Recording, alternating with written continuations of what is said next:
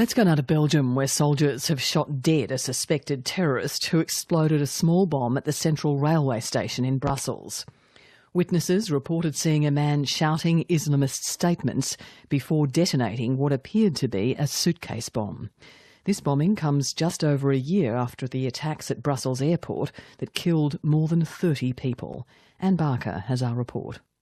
Around 8:30 last night, witnesses at Central Station reported a man apparently agitated and shouting at passers-by in an underground walkway. A railway employee, Nicolas van Herrewegen, saw the man detonate a device on a luggage trolley. When I walked down to the platform, there was a man screaming, he said. He was talking about jihadis and things like that. At some point he screamed Allahu Akbar and detonated the small suitcase he was holding next to him. Then people started to escape. They left and so on. At this point I walked back down to the platform to alert my colleagues so they could evacuate the station. Soldiers already patrolling the station arrived within seconds and shot the man before working to neutralise the situation, confirming the man had no other explosives, then carrying out a controlled explosion of a bomb belt the suspect was wearing. Belgium's federal prosecutor, Eric van der Sipt, spoke to reporters while the man was still at the scene under guard. The suspect has been shot by the military who were present at Central Station here immediately after the explosion. We do not know if he's still alive or he's dead.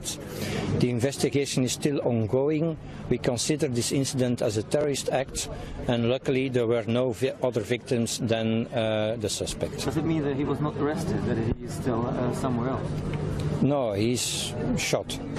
And he's dead? No, I said he was neutralized by the military that were on the scene. Authorities later confirmed the man had died at the scene of his injuries, but not before Central Station was evacuated and surrounding shops and businesses closed. I was in the Carrefour shop just next to Central Station, says this man. I was about to pay and they closed the shop. We were told to stay inside. They blocked all the entries and 2 military came in. They secured the perimeter. We were at the back of the shop and we were asked to remain calm.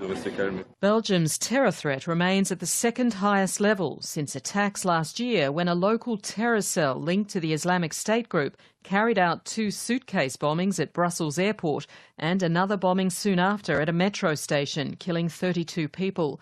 Most of the attackers died at the scene. Others were eventually caught and are still in custody.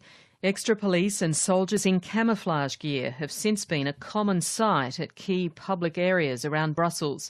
And while a larger attack may have been foiled this time, the city remains ever alert for more terror attacks like those seen in London and Paris in recent weeks. Anne Barker reporting.